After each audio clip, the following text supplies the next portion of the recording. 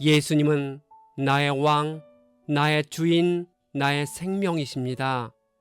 하나님 아버지, 희년 제도를 통해 사회의 모든 질서를 바로잡아 주시고 회복시켜 주시는 모습을 봅니다. 형제나 이웃에게 돈을 꾸어주고 이자를 받지 말라는 명령 속에서 하나님의 마음을 배울 수 있어서 감사합니다. 주신 말씀에 순종하며 예수 믿는 자다운 삶을 살아가도록 인도해 주옵소서. 예수님의 이름으로 기도합니다. 아멘. 오늘 읽을 말씀은 레위기 24장과 25장입니다. 이 말씀의 핵심은 첫째, 순결한 등잔 때에 등불을 계속 켜야 합니다. 둘째, 50년째 희년을 지키면 모든 것이 회복됩니다. 셋째, 형제나 이웃에게 돈을 꾸어줄 경우 이자를 받지 말아야 합니다. 24장, 하나님은 모세에게 감람류로 회막안 등잔불을 켜서 저녁부터 아침까지 꺼지지 않도록 지켜야 한다고 지시하십니다. 거기서 순결한 기름을 써야 하는데 이물질이 전혀 들어있지 않은 맑고 순수한 기름입니다. 보통 성숙한 감람나무에서 대략 25리터의 순결한 기름을 얻을 수 있습니다. 고운 가루로 떡 12개를 구워 안식일마다 이 떡을 여호와 앞에 진설해야 합니다. 이는 이스라엘 12지파를 위한 것이며 영원한 언약이 됩니다. 7일 동안 진설되었던 떡은 지극히 거룩한 음식으로서 아론과 그 자손들이 거룩한 곳에서 먹어야 합니다.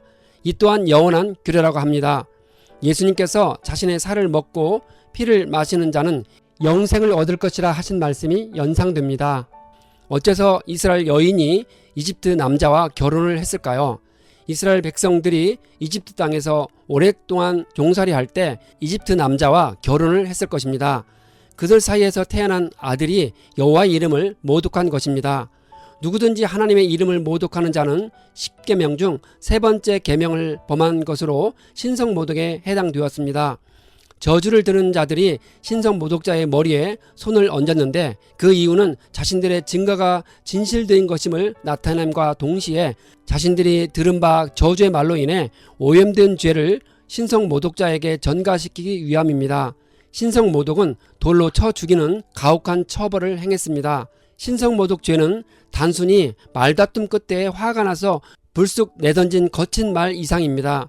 이는 여호와의 거룩함을 고의적으로 훼손하는 일로 이스라엘 공동체의 뿌리를 근본적으로 흔드는 큰 죄악입니다. 사람을 죽인 자는 반드시 죽이라 합니다. 짐승을 죽인 자는 짐승으로 갚아야 합니다. 이러한 법은 거류민이든 본토인이든 모두에게 동일하게 적용해야 합니다. 상처는 상처로, 눈에는 눈으로, 이에는 이로 갚도록 합니다. 이를 동해보복법이라 합니다. 죄를 지은 만큼이라는 공평의 원칙에 입각한 법으로서 자칫 감정에 치우쳐 죄값 이상의 강납품을 가하는 더 큰 보복의 악순환을 방지하는 인권 존중의 사상에 기초한 탁월한 법입니다. 짐승을 죽인 자는 그것을 물어줘야 하고 사람을 죽인 자는 죽여야 했습니다. 이런 법은 거류민이든 본토인이든 동일했는데 그 이유는 이 말씀을 하시는 분이 그들의 여호와 하나님이시기 때문입니다. 여호와께서 모세에게 명령하신 대로 이스라엘 백성들이 그 저주한 자를 진영 밖으로 끌어내어 돌로 쳤습니다. 25장, 안식년 제도와 희년 제도의 의미와 중요성을 말씀해 주십니다.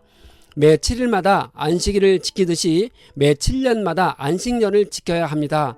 안식년 규례를 주신 이유는 첫째, 정기적으로 땅을 쉬게 하여 땅의 모든 소출이 하나님의 것임을 인정하는 것입니다. 둘째, 재물의 탐욕에서 벗어나 조용히 휴식하는 중에 하나님과 깊은 영적 교제를 나누는 시간을 주기 위함입니다. 7 안식년은 매 7년마다 돌아오는 안식년이 7번째 되는 해로 7 곱하기 7, 49년째를 가리키고 다음 해인 50년째가 희년으로 지켜졌습니다. 희년, 요벨은 순양의 뿔이란 뜻인데 곧 50년째 되는 해에 순양의 뿔로 만든 나팔을 크게 불어 자유를 선포했던 데서 비롯된 명칭입니다. 50년째의 속죄일인 유대 종교력 7월 10일에 뿔나팔을 크게 불므로써 시작되어 다음 해 속죄일까지 1년 동안 지켜졌습니다. 50년째를 거룩하게 하여 자유를 선포하면 종은 가족에게로 돌아가야 합니다. 백성들이 7째 해에 심지도 못하고 소출을 거두지 못하니 무엇을 먹고 살아야 하는지에 대해 걱정을 하면 하나님께서 6년째 소출을 많게 하여 3년 동안 쓰기에 부족하지 않도록 하시겠다는 약속을 하십니다. 사람들의 마음을 아시고 섬세하게 준비해 주시는 하나님의 마음을 알 수 있습니다. 토지는 영구히 팔지 말아야 하는데 그 이유는 토지가 하나님의 것이기 때문입니다. 태초에 하나님이 천지를 만드셨으니 이 세상의 모든 땅의 주인은 하나님이십니다. 토지의 가격은 희년을 기준으로 정해졌습니다. 50년 희년이 얼마 남지 않았으면 값이 싸고 기간이 많이 남아있으면 값이 비싸게 매겨졌습니다. 희년이 되면 모든 토지는 본래의 소유주에게 돌려줘야 했기 때문입니다. 성내에 있는 집을 팔았으면 판지 만 1년 안에 물을 수 있습니다. 1년 안에 무르지 못하면 산자의 소유가 됩니다. 레위 사람이 소유한 성읍의 가옥은 언제든지 물을 수 있으나 무르지 아니하면 그 가옥은 희년에 돌려주어야 합니다. 이유는 레위 사람들의 성읍은 이스라엘 자손 중에서 받은 기업이기 때문입니다. 이스라엘 백성은 희년 제도를 잘 지키지 않았습니다. 바벨론에 70년 동안 포로로 끌려갔으니 희년이 70번 지켜지는 의미가 있는 것입니다. 하나님은 예레미야 선지자를 통해 희년이 되었어도 노비를 풀어주지 않았다고 질책을 했고 심판을 행하시어 이스라엘 백성을 추방시키셨습니다. 이렇게 추방되니 이스라엘 땅은 휴식을 취할 수 있었습니다. 역대기 저자는 이스라엘의 추방당함이 결국 그 땅에 휴식을 가져다 주었다고 말함으로써 이스라엘의 불순종을 지적했습니다. 어떤 방식으로 토지를 물을 수 있었을까요? 이스라엘 사회에서 다른 사람의 토지를 영구히 소유할 수 없었고 다음 3가지 방식에 의해 본래 주인에게로 되돌려졌습니다. 첫째, 매 50년마다 돌아오는 희년이 되면 토지를 판 사람은 값없이 토지를 돌려받을 수 있었습니다. 둘째, 토지를 판 사람의 가까운 친족 중에 능력이 있는 사람은 기업 물을 자의 고엘의 책임을 갖고 토지를 판 친족을 위해 토지를 다시 구입하여 되돌려 주었습니다. 셋째, 토지를 판 사람이 부유하게 되면 그는 언제든지 희년을 기준으로 남은 값을 지불하고 땅을 다시 구입할 수 있었습니다. 그런데 성벽을 갖춘 성내의 가옥은 1년 안에는 물을 수 있었지만 그 후로는 물을 수 없습니다. 그 이유는 성벽을 갖춘 성내의 가옥은 제한된 택지 공간으로 인해 언제나 프리미엄이 딸린 가치 있는 가옥이기 때문에 그것은 단순히 땅 가치뿐만 아니라 건물의 가치도 많이 포함되어 있기 때문입니다. 따라서 희년 규례의 적용 대상에서 제외되었습니다.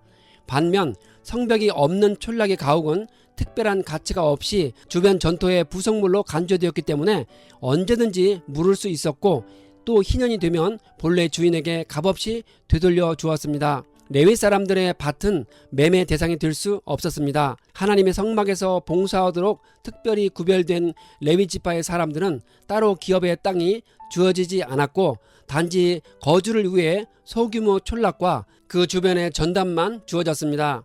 따라서 레위인들의 밭은 최소한의 생계를 위해 꼭 필요한 것이었으므로 매매 대상이 될 수 없었습니다. 형제가 가난하게 되어 동거하게 되면 도와주어야 합니다.